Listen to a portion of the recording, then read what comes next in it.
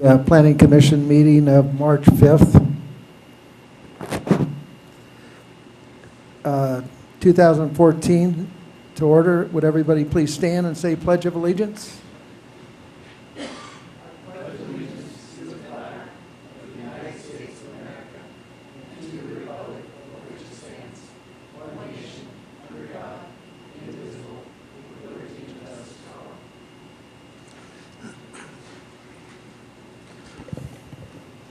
Okay, roll call, Michelle. Paula Levis, Here. Charles Reno, Here. Kathleen Taylor. Here. Kevin Weisky, Here. Jason Woosley, Here. Dagny Stapleton is absent, Doug Kaufman. Here.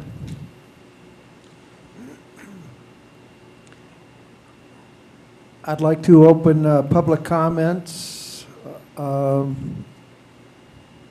If there's any public comments, would you please come to the podium? Seeing no one, I'll close public comments. And approval for the minutes, February 5th for the workshop. Commissioner Weisky, so moved. Commissioner Reno, second. I have a motion and a second. All in favor? Aye. Aye. Any opposed or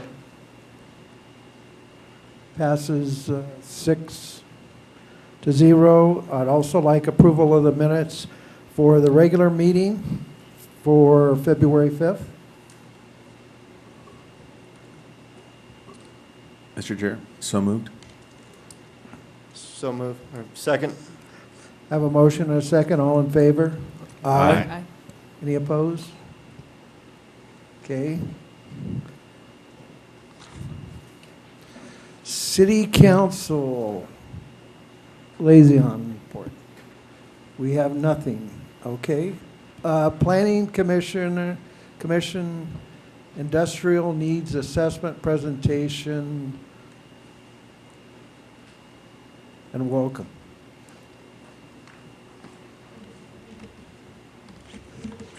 Great. Thank you to the Commission. For those of you that I don't know, through the Regional Planning Commission, my name is Sienna Reed, and I'm a planner with the Truckee Meadows Regional Planning Agency. And I am happy to be here tonight to chat with you about the industrial land needs analysis that the agency kind of recently finished up. It was actually accepted by our governing board in December of 2013.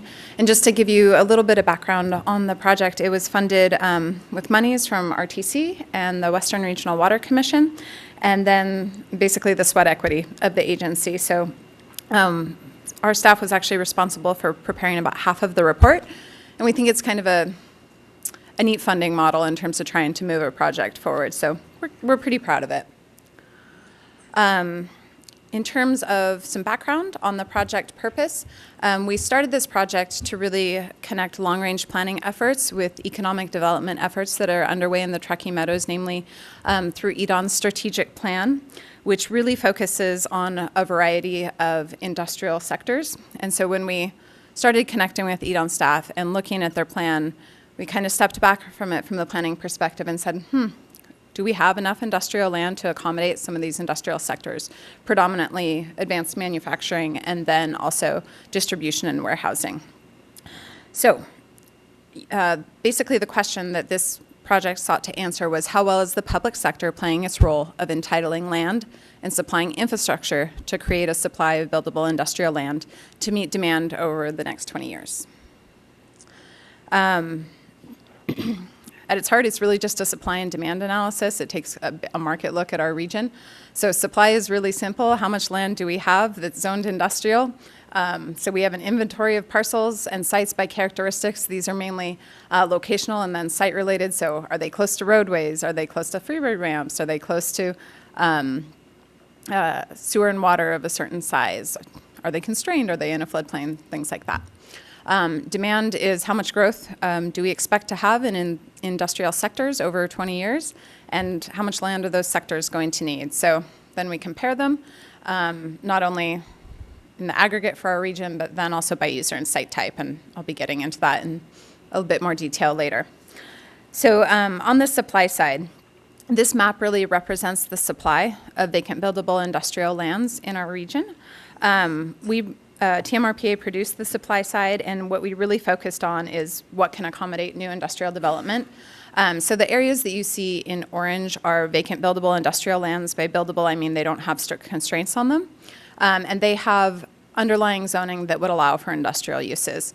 The lands in blue are airport lands that are vacant, and we really worked with the Reno Tahoe Airport Authority to digitize some of the data that they had in terms of being able to better represent the areas at the airports that are available to support industrial development. So this is a little bit more refined look at what's available at the airport, or both airports, excuse me. Just a couple of observations on this map. Basically, the most of the vacant buildable acres in the region is in the North Valleys. And then secondly, South Meadows. So you can kind of see most of the blue and oranges up top in the North Valleys and down below in the South Meadows. We had a variety of stakeholder meetings as part of this process for the study. And one of the comments that we really heard from a fair few people was we should take a look at supply in the broader region. So we did that. We worked with a lot of folks and tried to, at least on the supply side, get a sense of what is beyond the Truckee Meadows region. So when we think about what's out there, what we noticed was Washoe County has the most built industrial square footage at this point in time, over 67 million acres actually, and you can see this in the dark blue on the map overhead. But when we think about what's left for future development in terms of vacant acreage, it's really Story County that has quite a bit of vacant buildable industrial acres left. We do have a fair bit within the Truckee Meadows service area, or TMSA. It's kind of the 2,800 in the TMSA and 6,200 if we count airport lands and outside the TMSA. So it's not that we don't have any vacant acreage, it's just that Story County has quite a bit as well. So looking to the comparison of supply and demand, what is on those maps versus what we need in the future. In the aggregate, we have enough industrial land. We have about 2,800 vacant buildable acres in the TMSA. We have an additional 2,400 at the airports, and those are both also in the TMSA. But airport lands operate a little bit differently. They're for lease predominantly rather than sale, so it's an additional step in the development process. And so we have about 5,200 total in the TMSA. The consultant that we worked with prepared the demand analysis and looked at it in a variety of different ways. Historical growth in terms of what's been absorbed year over year, and then also based on future employment growth in industrial sectors. And we got a range. So over the next 20 years, we're going to need about 1,100 to 1,800 acres of industrial land. And you may have read, there's been a lot of articles lately in the Northern Nevada Business Weekly. The area is starting to really move through properties that are already built in terms of industrial acreage. There's a shortage of large Class A spaces. So we would expect that as kind of the absorption rates go up, we're going to start dipping into vacant buildable acreage. So, just jump in real quick. Could you do a quick definition of TMSA, just to make sure everyone's on the same page? Yeah, sorry. So the Truckee Meadows service area is a service area defined in the regional plan. It is akin to a growth boundary, but it can change through the amendment process. Those of you that sit on the Regional Planning Commission know that it changes from time to time. And so the expectation with the TMSA is that it's sized for about 20 years of growth, and it's the area within which municipal services and infrastructure will be provided. All right, so while we have enough of industrial land in the aggregate within our region, I'm sure you're all familiar with the fact that not all land is created equal. So where we do have a deficit is in terms of a large supply of development-ready sites in a range of sizes, and be getting into that a bit more. So for the market to work efficiently, we actually need a little bit more than we need to take down year over year. So if our historical absorption is 80 acres a year, we actually need to have about a rolling average of 500 acres of industrial land in various sizes, so that when someone comes in and they say, okay, I want a new building, but I only need 10 acres or I need 20 acres. They have a range of sites and locations to choose from. So really for the market to have some flexibility and some choice. You may ask, what does it mean to be development ready? We did a fair bit of work through this study in trying to classify lands in terms of their suitability for development. So this took into account a lot of different infrastructure components and constraint components. And so we basically ended up with 3 tiers that you can see above here. Tier 1 being parcels that are well served by infrastructure, not affected by constraints for the most part. And then all the way down to Tier 3 that generally don't have infrastructure or have moderate constraints present. And it's really important to think about these tiers as a snapshot in time. Just because there's a parcel that's Tier 3 doesn't mean there couldn't be an infrastructure extension that could make it a Tier 1 parcel. So it really is a dynamic situation, and this is a bit of a static representation of it. But when we look at where are those Tier 1 and Tier 2 lands, meaning that they have generally infrastructure within proximity to them and they're not strictly constrained, you can see that the Tier 1 and Tier 2 lands are small and they're generally dispersed throughout the region. There's some clusters in the South Meadows and there's some clusters in Spanish Springs. But when we look at where are Tier 3 lands, we have lots more of them, and they tend to be not only throughout the region, but very heavily located in the North Valleys instead, and then along North Virginia Street. So in looking at kind of this concept of development readiness, a site being suitable for development in terms of being ready quickly rather than less quickly, we also needed to look at the size of the parcels, because this does impact what we have available in the marketplace. So you can see that we have kind of 200 sites in the 0 to 10 acre category that are Tier 1. So this is a fair bit. But when we start looking at Tier 1 and Tier 2 in the 20 to 50 and 50 and above, you can see we have 2 sites. And so for the larger sites, they're really Tier 3 parcels. So this is not necessarily a bad thing. It just means that we have some parcels that are not quite as development ready than others, and those tend to be the large parcels rather than the small parcels.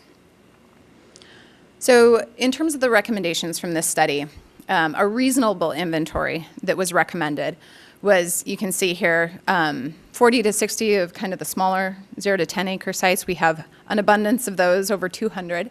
But we're more limited when you start getting over 10 acres and above, and especially limited when you look at the 20 to 50 and the 50 to 100. We have very few sites there. So this was the recommendation, that you need to think about making some of the larger sites development ready in the future, especially within the next 5 years, because the market for industrial properties is picking up.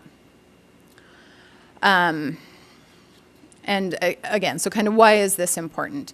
Industrial activity, like I just said, is picking up, and EDON is targeting these industries, and they're fairly successful. The different industrial sectors have a little bit different needs, though. It's important to think about them kind of in terms of the manufacturing and then the distribution and warehousing. Manufacturers really have a much more varied building type.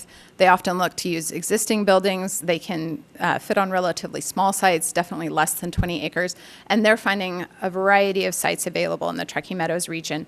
As part of this project, we actually did a lot of work with the private sector in terms of industrial brokers, and they confirmed this. In fact, it's where this information came from, is that they're able to fit most of their tenants into existing buildings at this point. Maybe that won't be the case in the future if some buildings are kind of outmoded. They're not necessarily Class A space, but right now that's the situation that we're in. Distribution, and warehousing is a bit of a different story. While building sizes do vary for these users, they generally want bigger sites. They want kind of this 20 and above, and sometimes really, really big sites, like 100-acre sites, which we do not really have in this region. So they're finding some sites in the area, but again, like I mentioned earlier in the presentation, kind of this supply for the Class A large buildings is tightening, so that's where you would expect new development to come on the soonest. So as we think about kind of the big recommendations that came out of this study based on the findings.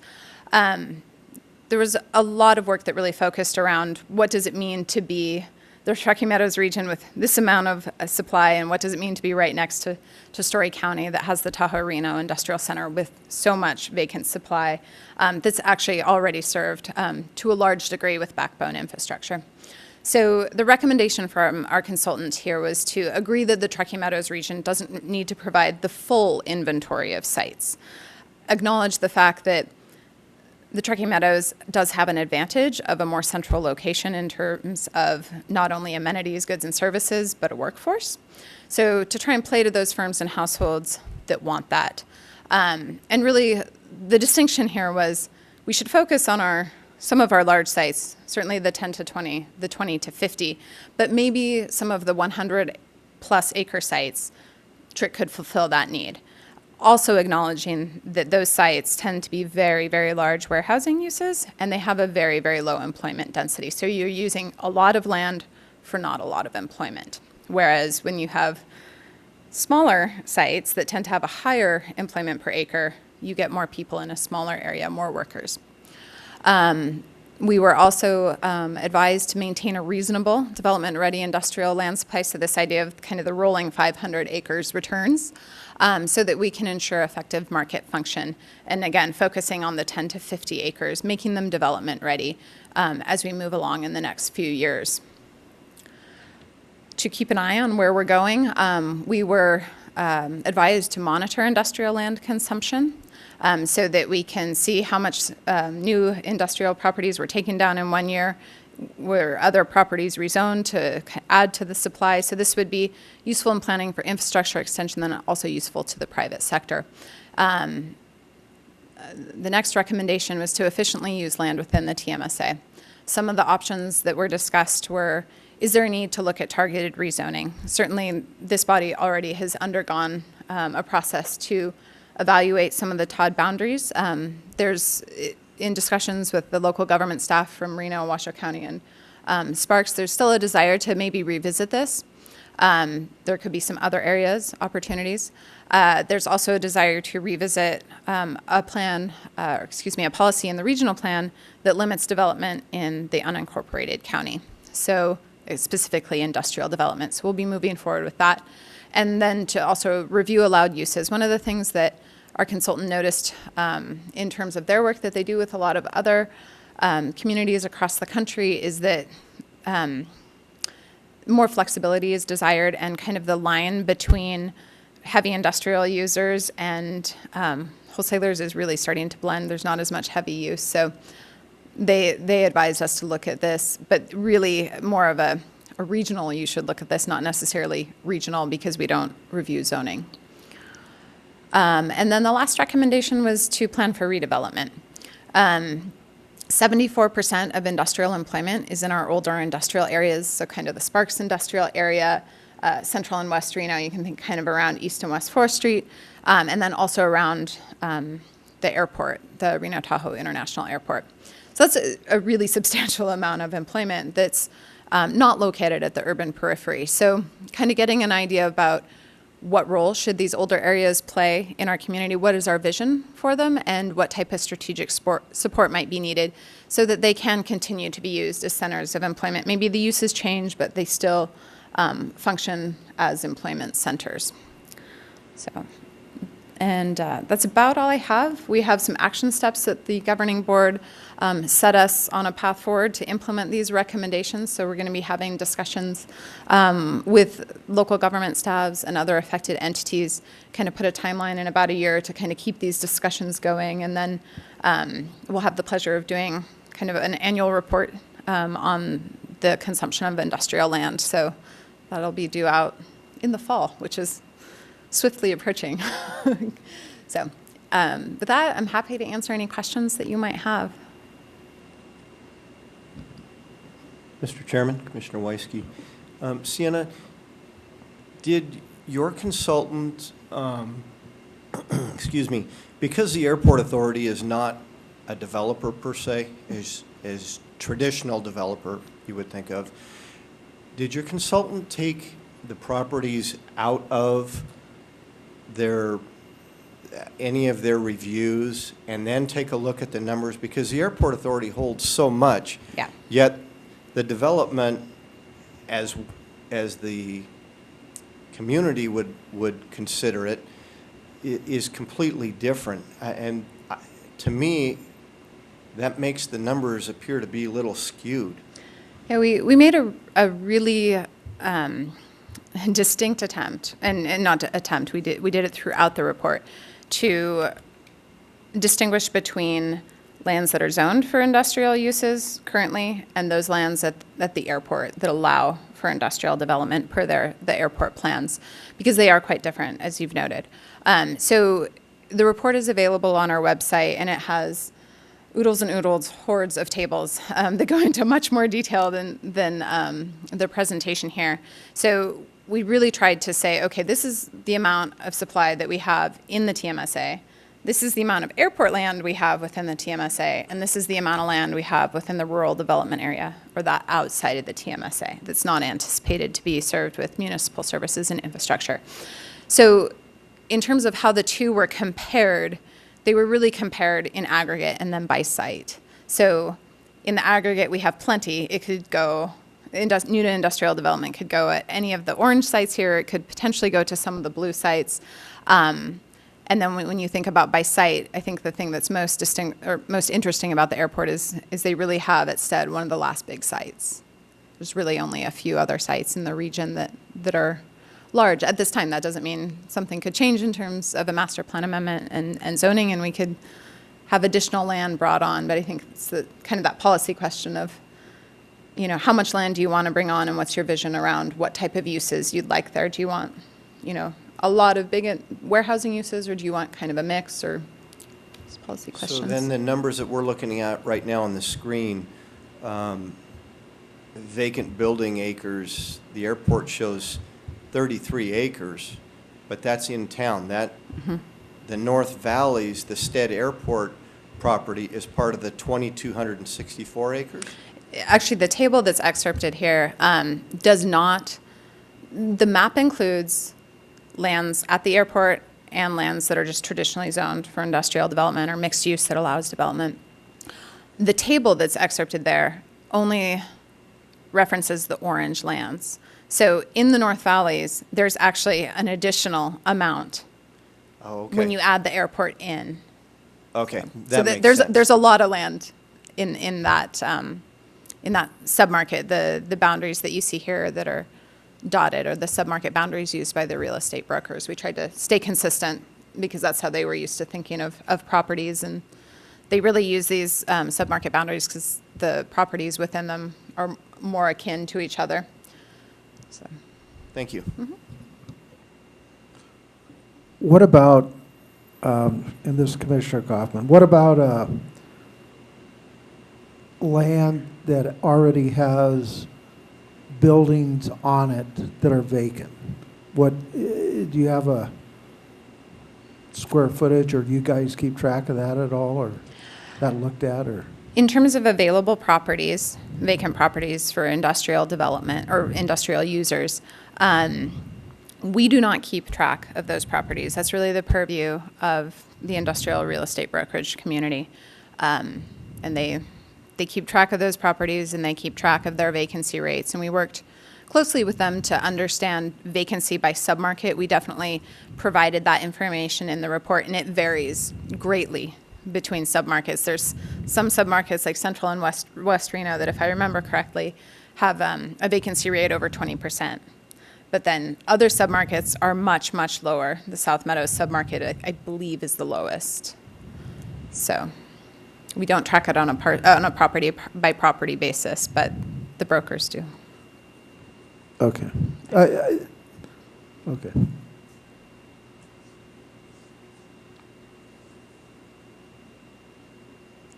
Okay, No more questions, so thank you very much. absolutely.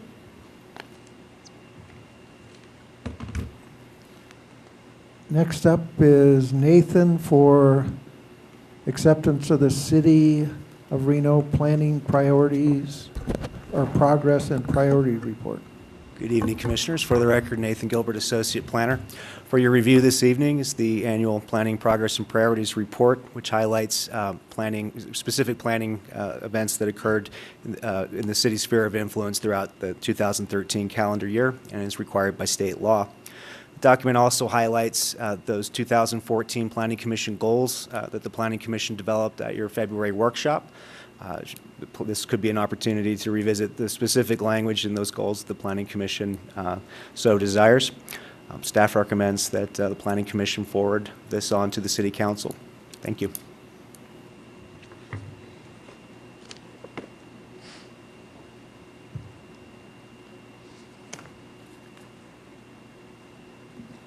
Mr. Chairman, Commissioner Weisky, if there's no discussion, I'll go ahead and make a motion to move this on to City Council for approval.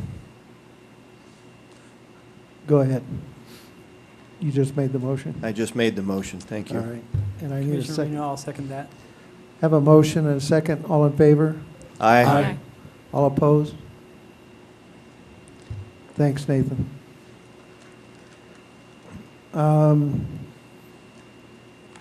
The next item is discussion of possible direction to staff regarding distribution or applications and supporting documentation for land development cases. Claudia Hanson, Planning and Engineering Manager. Commissioner Weisky asked that this item be put on the agenda for discussion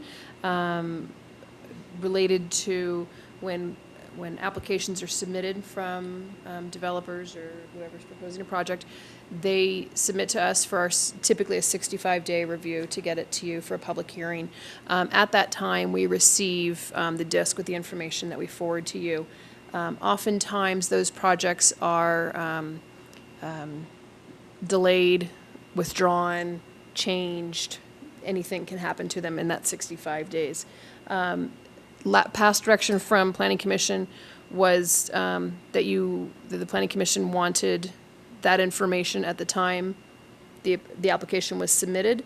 That I think there might only be one of you left from that direction of the Planning Commission, so we're bringing that back for discussion.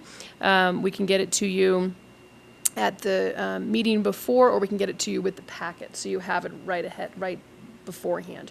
You will still receive the development review memo, the DRM, by email, so you will know where the upcoming projects are. I know as I've discussed it with each of you, trying to encourage you to make your site visits, that instead of waiting until the last minute, if you might be going to your dentist in South Meadows or wherever it is, and you can swing by and do some site visits while you're down there. So it's nice to know ahead of time where the projects are coming up. You will still have that through the DRM. But I guess our question is, when would you like the disc? Is that correct? The disc with the application information on it. Would you like it at the time of application, where it could be changed or it could be postponed, or would you like it closer to the time that you're going to be hearing the actual item? Mr. Chairman, Commissioner Weisky, for the record, since I instigated this agenda item, maybe I'll start. And as I stated, in case anybody wasn't here last meeting, over the last few years, I've collected a lot of discs. Some of you have also. And the projects, for whatever reason, haven't come before us or have changed in certain ways. Maybe they've just been delayed and we haven't seen them yet. But when I go back and I start looking at the stacks of discs that I have in my home office, I'm not sure if those discs are ready to be recycled or if I need to keep them for a period of time longer. And so I would like to suggest that we go back to the way we were operating when we first started receiving projects on disk, and that was we receive the DRM reports via email so that we know what's coming down the road, and if we're going to a particular part of town that maybe we don't go to all the time, we can drive a couple of minutes out of our way and drive by and preview something, and then receive the actual packet that we're going to be reviewing with elevations and detailed information with our packet on the Friday before our meeting. That way we know we've got the most current, and everything else that we have we won't have anything stockpiled any longer, is what I should say. Because we'll know if that project has been canceled or delayed and there's going to be revisions to it. We can then get rid of that disc that we just received, recycle it, and wait for a new one with our next packet. That's my comments, and that's why I asked. And just another quick little addition, the applications are always on our website also. So the discs would have more up-to-date information, but if you want to see the full application, they are on the website.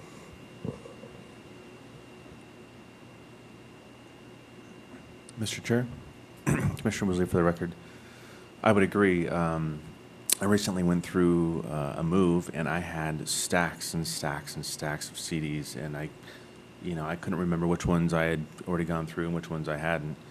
And I think it would help me as well to have the actual CDs during the month that they're coming before us.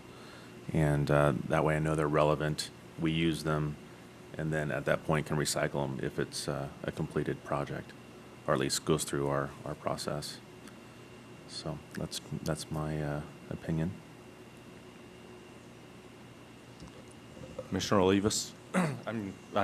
The stockpiling, that seems to be the focus, but I think that's the more relevant thing is, why waste our time reviewing something that's going to change or even not come before us? That's a waste of time, so there's no point in getting it before that, so. Commissioner Taylor, Claudia, is there a preference that you guys prefer one way or another? Does it make No, sense? doesn't make a difference to us. Thank you for asking.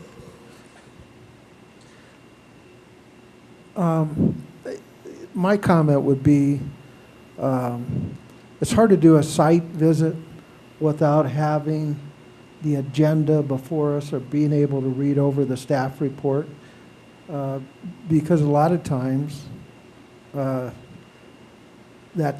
staff report triggers things for us to look at with the staff. So I agree. I think they should come out when we get the staff report.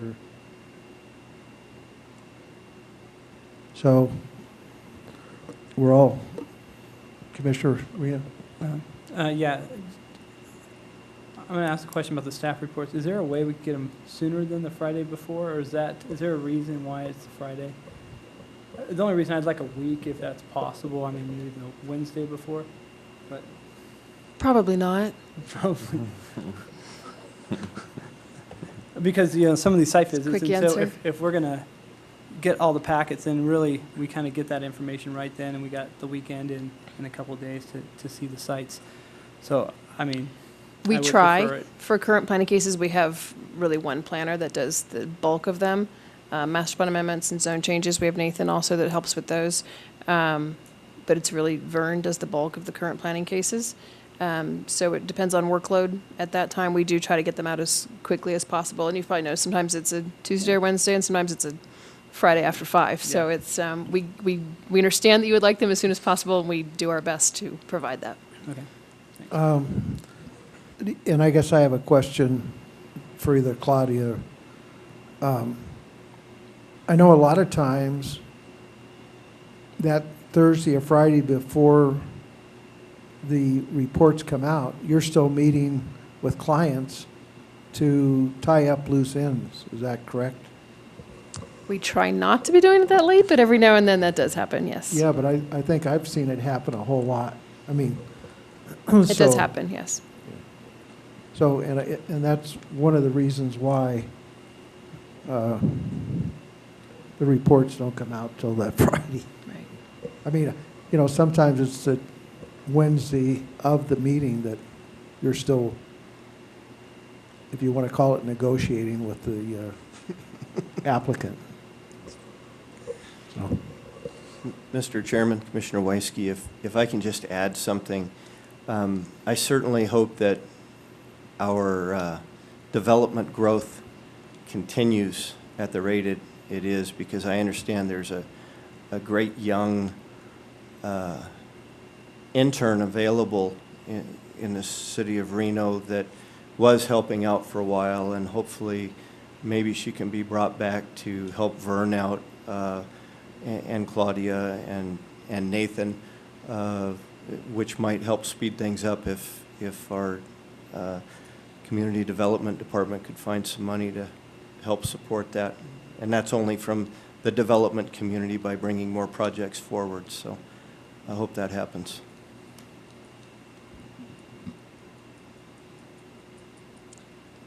Okay, so basically, the CDs come with the project. Yes, if you need a motion for it, I would be glad to Please. make a motion right now that starting with the month of April and continuing until future planning commission agrees to change it, that all development projects, discs, paperwork, whatever is attached to the staff report for the month and date that it is to be reviewed.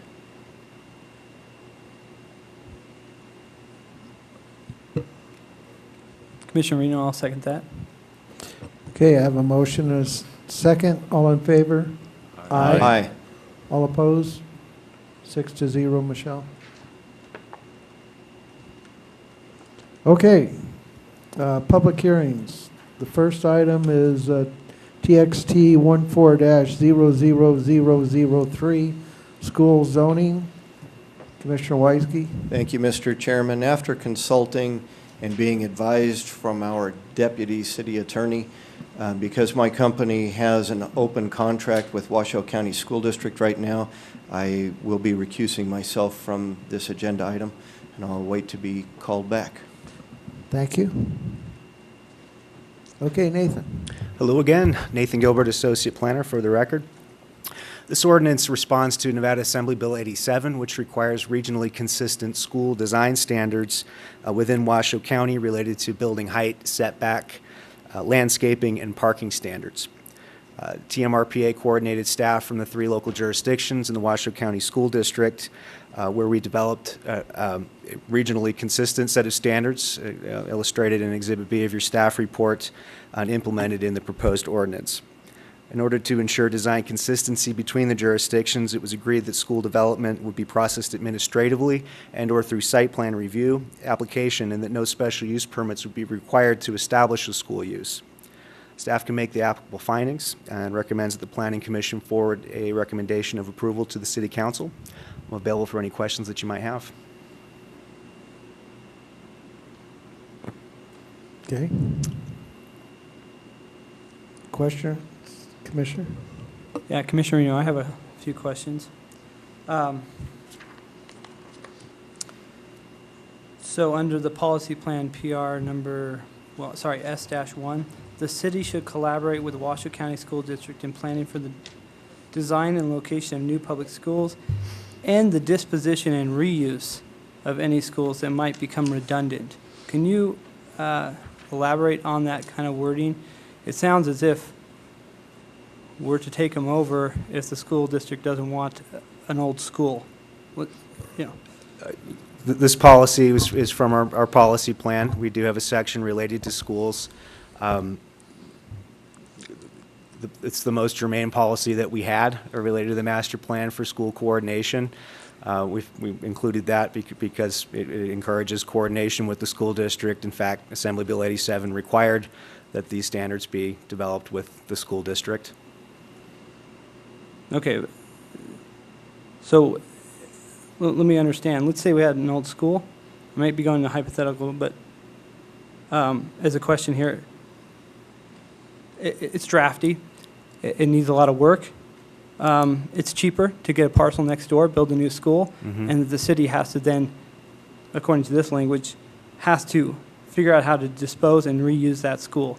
And we're supposed to work with them to make that happen. This is a master plan policy. It's not adopted code. It's not a standard. It's Okay. something that we, particularly in a discretionary review, that we would reference the master plan policies to make sure that is this relevant? Is this germane to this policy? And how can we, and if so, how can we make this policy applicable to this decision? This is a text amendment relating to specific standards, really just limited to parking, landscaping, Yeah. height, and setbacks. Okay, talking about the standards, The problem I have with this is that it looks like there's a lot of, there's standards, but then there's, how to put it? It looks like a blank check. You can put a school almost anywhere because there is no special use permit requirements. A site plan review, you'll review the standards, but, by changing some of the zoning, I guess my question is, how are those discussions received? I know this is a regional thing. Why did we get to the point where there is no special use permit? Well, first, let me clarify. Schools aren't allowed anywhere. I mean, we have if you look in the exhibit here, the list of allowed land uses, they have not changed. So where schools were allowed before, they're still allowed. Where they weren't allowed before, they're still not allowed. The only changes made were to change it from a special use permit, which is discretionary review from the Planning Commission, to site plan review, which is an administrative process which can be appealed to the City Council. Okay, so there's still an appeal process. There's still an appeal Okay. process. Yeah, I just didn't, okay, perfect, thanks.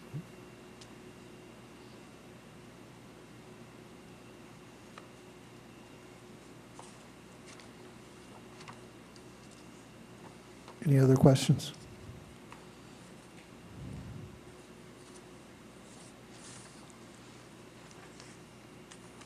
Any other discussions or a motion? Ready for motion?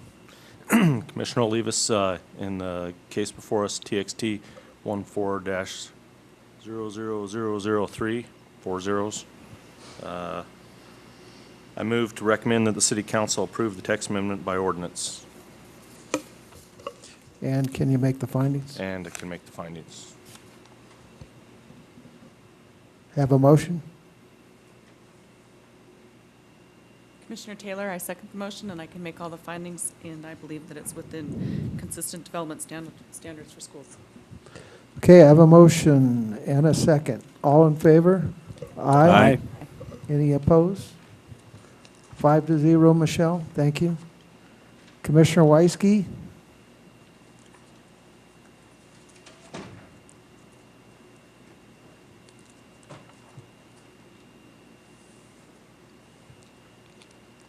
And now we have staff announcements.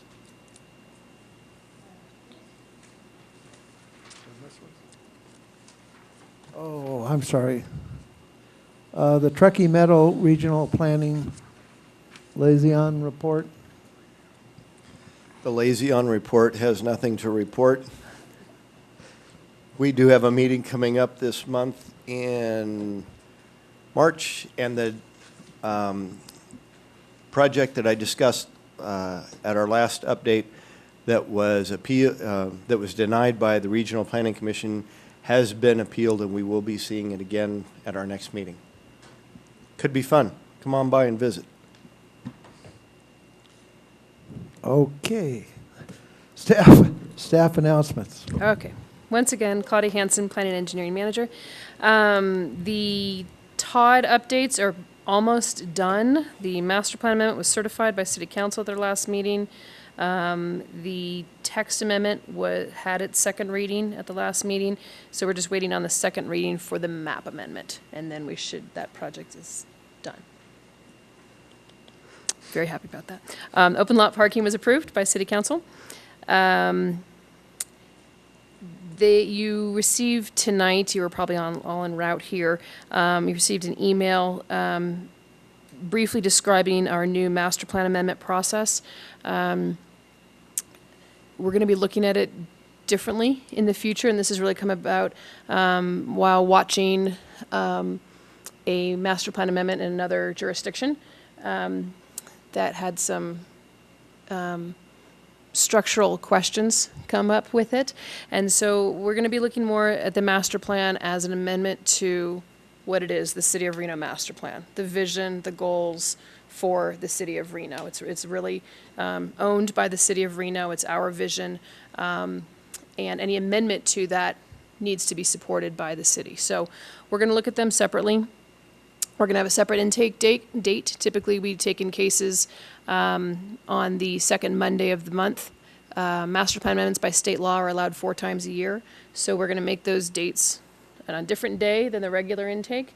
They will come in more as a request to staff. We will bring that forward to the Planning Commission as as a potential initiation from the Planning Commission.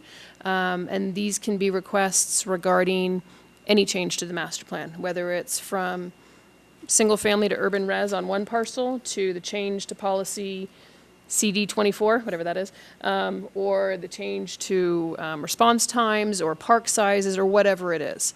So it really gets us to looking at the master plan on a whole and how any amendment really they all have to support each other.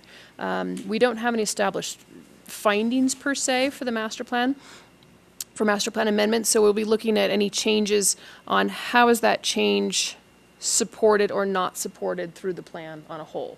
So, and then some of them may not, one land use change to another may or may not even be discussed, but we'll go through the policies through the master plan. We'll look at the PSFI, the Public Services, Facilities and Infrastructure Plan, Population Plan, Housing, Historic, all of the elements, the required elements of the, of state law, and how any changes come forward, and how they relate to those. So if initiated by Planning Commission, then by state law, master plan amendments are required to have a notice neighborhood meeting. The city will hold that meeting, the Community Development Department will hold that meeting, and that is to help meet your goal to continue communication with the public and community outreach. So it may, 1 month we might just have a zone change from single family to urban res. Another month it might be the change of park sizes, or maybe a community comes together that wants a neighborhood plan. Whatever that is, and that's going to determine what our noticing is going to be for that amendment. So if it's just one parcel, it might just be the 750 feet from that parcel. If it's a neighborhood plan, it would be the whole area considered for that. And so that's going to continue that, hopefully help with that community outreach that the Planning Commission was hoping to continue going. I'm sorry, I should continue with that. So following that, we will bring it back to Planning Commission with a recommendation and the public hearing. At that point, you would make your recommendation to City Council and then ultimately go to regional planning, as it always has. This is going to be more labor intensive for staff, but it's really a more appropriate way to look at the master plan as the overall vision, and looking at the city as the owner of the master plan. It's our plan, it's our vision. If somebody wants to change our vision, then it should come through the City of Reno and should be sponsored by the City of Reno, and the City of Reno should support it or not support it, depending on what it is. So it's a very new way of looking at it. I think it more closely meets state law requirements, so we're fine there. And I'm sure there will be some bumps along the road and something that we didn't anticipate, but ultimately I think we will get a better look at the projects, a better review and analysis of them related to the master plan overall, and I think it'll establish a better ownership of the master plan by the Planning Commission, staff, and the City Council. So we can put that on for an item for later discussion. That was a really long announcement. I think I got all my notes on that one, and my last announcement, I will not be here at the next meeting. That's all. Vern will cover for me. Okay. And what about report and actions taken by City Council on previous Planning Commission items? I covered that at the beginning. Huh? I covered that at the beginning. I have a question for you, Claudia, on that particular item. When the open parking lots was approved by City Council, Yes. were there any changes to it, or did they? No. Oh, okay. Very good. Thank you. But there were changes to the Todd, Yes. and? And What were those those? would be two changes in particular. And if I can remember what they are right now, I'm sorry. You had a lengthy discussion about the ability to get a special use permit for the northern section of South Virginia Street and East 4th Street to be able to get a special use permit to change building orientation. And you had pulled those two areas out, that was not an option, that they would have to go through the variance process if somebody wanted to alter that. City Council added those areas back in. So ultimately that section did not change. It's the way it is written today. And there's one more, and I can't remember what it is right now. That was the significant one. The Verdi area. Oh, Verdi area, we brought, I'm sorry, we have 3 then. When you heard that one, that project for the map amendment, Mr. Stremmel was here and spoke in opposition. As Nathan and I were listening to his comments, he really wasn't in opposition to the map amendment. He was really in opposition to the text amendment. So we met with him that week and went over a few of the items. There were a few land uses that he wanted to add in. And really add back into what his zoning was prior to MU. Most of them we proposed to City Council to add back in with a special use permit, outdoor storage and a couple industrial uses. And we recommended those with a special use permit. And Council did add those back in. So Mr. Stremmel was satisfied with his concerns were addressed. And there's one more that's it's escaping me. I'm sorry. I can report back to that at another time. I see something with parking location, but I can't remember what it is. I'll get back to you on the other one. Okay. Next item, Commissioner's suggestion for future agenda items. Seeing, hearing none. Back to public comments. No one in the audience, so I'll close public comments. And a motion for adjournment. So moved.